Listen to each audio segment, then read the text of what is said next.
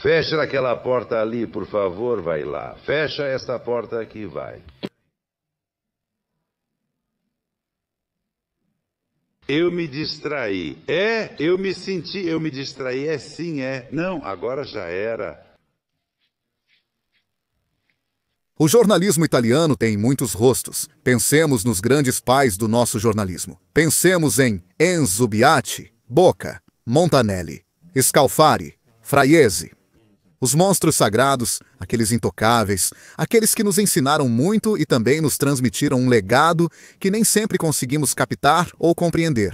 Depois, há os rostos, talvez um pouco menos conhecidos, um pouco menos considerados, mas que são muito importantes. As assinaturas que lemos nos jornais, infelizmente, diminuem, pois na Itália, há anos, se consome cada vez menos jornais. Mas são colegas muito importantes que, na maioria das vezes, sacrificam muito para permitir que uma informação correta chegue à banca de jornal e depois ao leitor, sempre que este esteja interessado. Depois, há os colegas pequenos, aqueles do interior, que quase nunca viram notícia, que talvez encontrem o furo de reportagem da vida, mas depois continuam ali. Existem colegas corajosos. Falamos sobre isso no vídeo dedicado a Giancarlo Ciani, que você encontra no canal. Depois existem maneiras diferentes de fazer jornalismo. Claro, existe a informação partidária, a informação de partido, a informação tendenciosa, a informação interessada, a informação embedded, como se costuma dizer. Além disso, há a informação que investe em diversão, sátira e zombaria. Comentamos isso no vídeo sobre a revista Il Male. E depois, com os caras do Lércio, não suja o que vira notícia. Outros vídeos que vocês encontram no canal. Hoje vamos falar de um colega. Um colega que não está mais aqui. Ele se foi há 12 anos. Um colega que, em Malgrado, é mais conhecido por uma questão de cor, por suas expressões fora do comum, além do comum, devido a um caráter verdadeiro, sanguíneo, explosivo. Às vezes, mais por isso do que pela profissionalidade. Um colega que, entre os colegas, entre os jornalistas, deixou uma belíssima lembrança de um grande profissional, que infelizmente, na era da internet, ficou famoso em Malgrado. Hoje vamos falar de Germano Mosconi. Quem sabe? Que ele não fique bravo comigo, hein?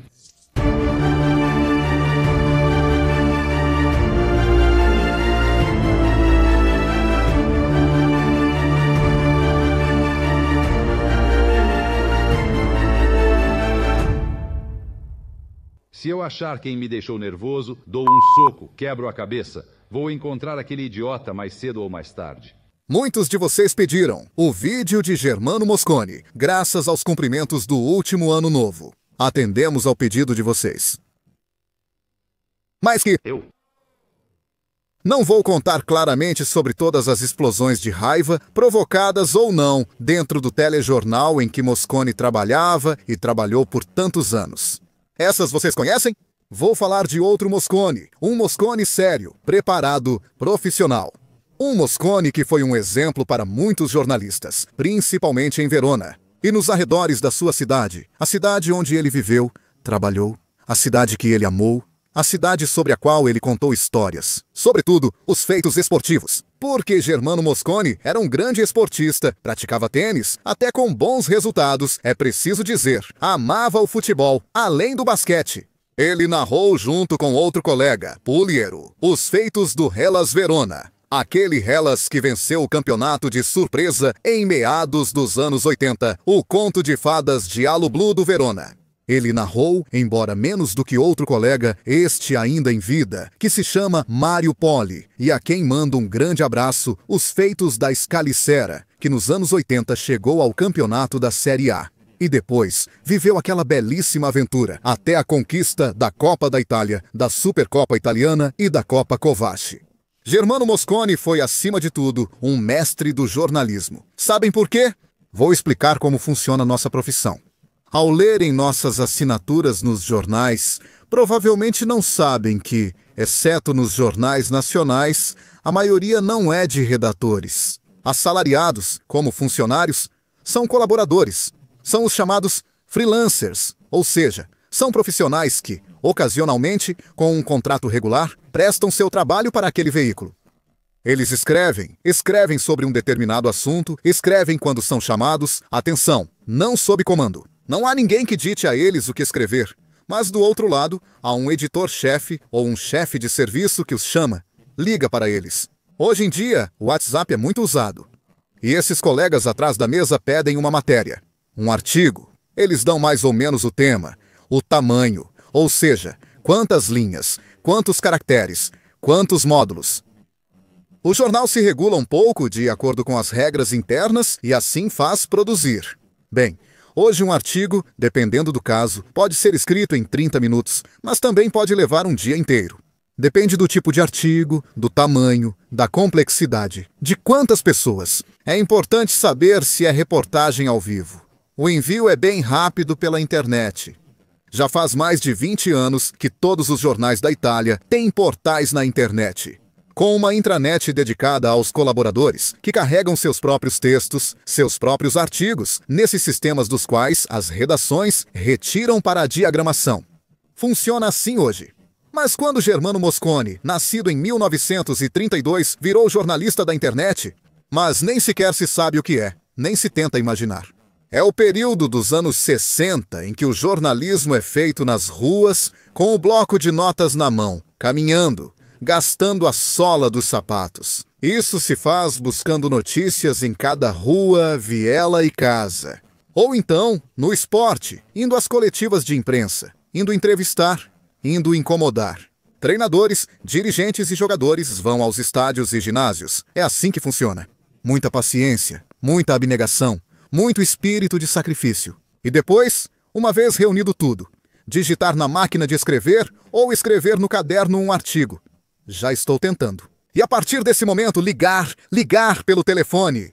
Do outro lado da linha, nas redações, estavam os dimafonistas, categoria hoje extinta. Não são mais necessários, pois antes transcreviam os textos recebidos em áudio.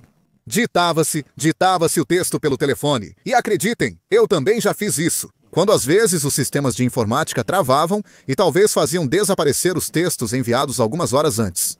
Acontece, a gente tem que se adaptar. Íamos ao telefone público mais próximo, ligávamos e ditávamos, soletrando palavras complexas ou sobrenomes. Cuidado para não esquecer a pontuação. Aquele jornalismo, hoje visto como de aventura, era eficaz e agradava tanto a quem o fazia quanto ao leitor. Foi assim que Germano Mosconi se formou, como tantos outros como ele. Mas Germano Mosconi deu um passo além. Seguiu colaborando com a imprensa escrita, primeiro em jornais de Verona e depois em outros. Como veremos, ele também se tornou aos poucos um rosto, não apenas um nome em uma página. Porque a partir da metade dos anos 70, na Itália, surgem as televisões privadas. É um fenômeno inicialmente pioneiro. Aproveita-se as brechas da lei que prevê o monopólio da RAI para transmissões em âmbito nacional. Mas, em nível local, basta comprar a frequência, ou melhor, pagar ao Estado o valor devido para explorar aquela determinada frequência de transmissão. Registrar o nome. Também registrar o número na Registro de Operador de Comunicação. Registro de Operador de Comunicação. Publicidade, porque afinal de contas as televisões locais se baseiam na publicidade. E pronto, o resto é feito no estúdio. Germano Mosconi se torna um rosto conhecido e apreciado, porque ele entra educadamente nas casas dos veroneses através da televisão, contando, narrando as notícias, contando o que acontece no telejornal. E os veroneses começam a conhecê-lo e a apreciá-lo. Ele tem um belo estilo, refinado, elegante, tranquilo. É isso que agrada. É isso que, no fundo, transmite segurança e tem autoridade. Essas qualidades também são valorizadas por outro grande jornalista, talvez pouco conhecido por muitos. Ele se chamava Giorgio Lago. Já faleceu há uns 20 anos, mas foi o homem que revolucionou o jornalismo do interior. Giorgio Lago, de Castelfranco Veneto, foi nomeado pela diretoria de um grupo de industriais locais que compraram um dos jornais mais antigos da Itália. O Gazzettino é nomeado pela direção, mas a direção do Gazzettino, Giorgio Lago, se torna um ponto de referência. E vocês sabem por quê? Porque ele entende duas coisas. É preciso valorizar os colaboradores e que os leitores buscam dois tipos principais de notícias. Pelo menos no interior, as notícias locais e os esportes. E Giorgio Lago fornece essas informações de maneira profissional, atenta, contínua, apostando muito na qualidade. Um redator que erra, que comete um erro de diagramação, é repreendido, é colocado para revisar provas por 3 meses e na segunda vez que comete o mesmo erro, é demitido. Isso porque, para Giorgio Lago, o nome do jornal é tudo. Não se pode abrir mão da qualidade, não se deve. Na época, Germano Mosconi era apenas mais um colaborador, entre várias assinaturas. Uma atenção de qualidade, porque o Gazetino cresce nas vendas, tirando de 160 a 170 mil exemplares todos os dias da semana, com picos de mais de 220 mil às segundas-feiras. Qualidade garantida, assinaturas excelentes. Tem Rino Tomasi, por exemplo, que é um dos maiores jornalistas em tênis e boxe. Tem Beppe Donazzano, um grande especialista em motores de Fórmula 1. Há nomes que não ficariam mal na Gazzetta dello Sport, alguns deles até deixam a colaboração com a Gazeta justamente para trabalhar no Gazetino, que às segundas-feiras sai com um encarte. Chama-se Ognisport. As páginas são rosa, mas de um tom mais intenso e destacável que o da Gazeta. E aborda todos os esportes, desde os nacionais e internacionais, a Série A de futebol, a Fórmula 1, as Copas, até as categorias provinciais mais baixas. Moral da história: naqueles anos no Nordeste, a Gazzetta dello Sport não vendia. Na época, era o jornal mais vendido da Itália, com 1 milhão de cópias diárias, números impensáveis hoje. No Gazetino, Germano Mosconi escreve sobre o Hellas Verona e relata suas façanhas, também produzindo vídeos. Após sair do Gazetino, ele retorna à Gazzetta dello Sport como colaborador, mantendo dupla atividade. Posteriormente, a atividade começa a desacelerar, porque Mosconi, nascido em 32, em certo momento, caminha para a aposentadoria. Mas isso não faz com que ele seja menos procurado, pelo contrário. Sua profissionalidade é avaliada positivamente e realmente considerada importante. Entre 96 e 97, Germano Mosconi está entre os comentaristas da Série A de futebol da Dora. Tele mais que virou Sky, foi a primeira televisão paga da Itália. Ao se aposentar, portanto deixando a televisão onde era funcionário e encerrando várias colaborações, a atividade de Mosconi não termina. Pelo contrário, ele passa a ser convidado ocasional em alguns programas de televisão. Graças à sua competência, ele também se torna assessor de imprensa das empresas de Verona. E decide também, em certo momento, fundar e dirigir um periódico em língua alemã, o Gardasee Zeitung, um periódico dedicado aos muitos turistas alemães. Ou, de qualquer forma, de língua alemã, que todos os anos vem passar vários meses às margens do belíssimo Lago de Garda. Esse foi Germano Mosconi. Depois veio o resto.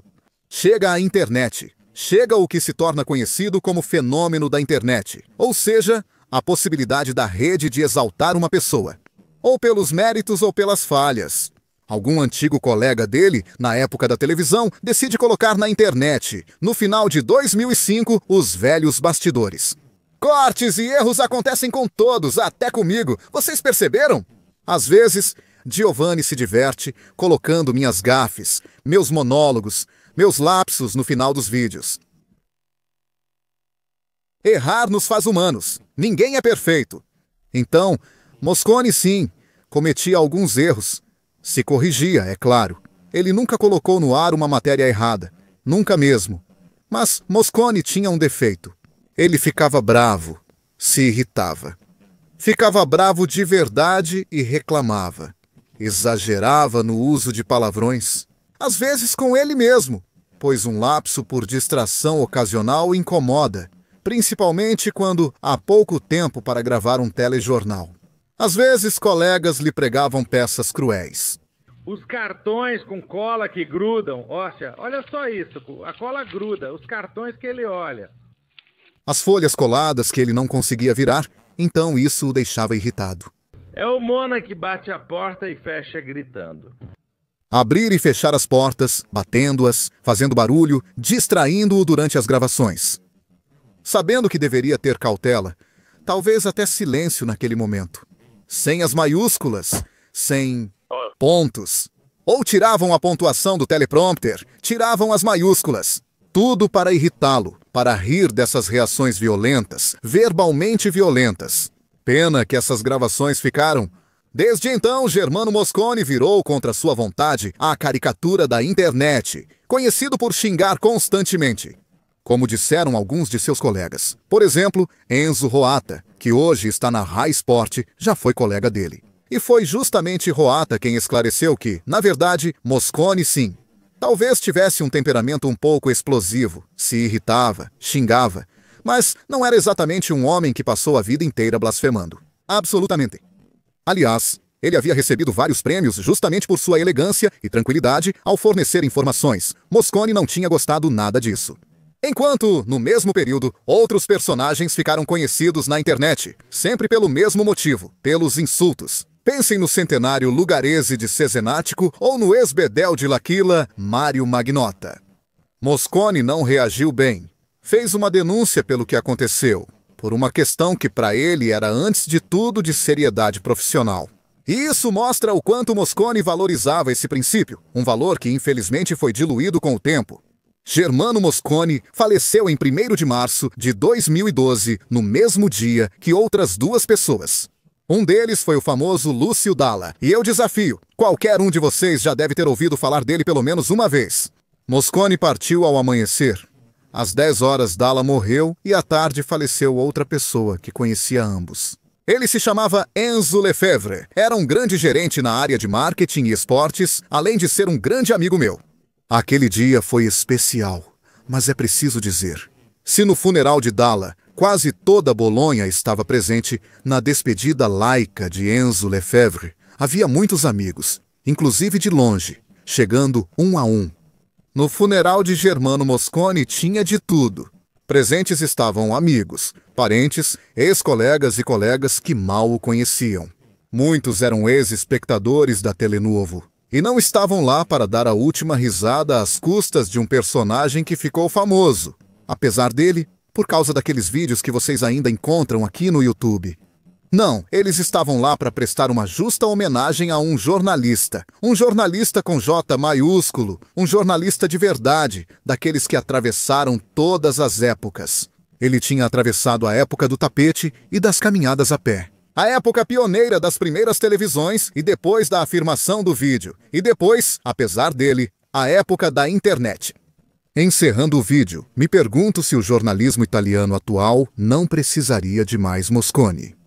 E não falo dos palavrões, mas da seriedade, pontualidade e tranquilidade, que davam segurança, transmitiam valores ao espectador ou ao leitor.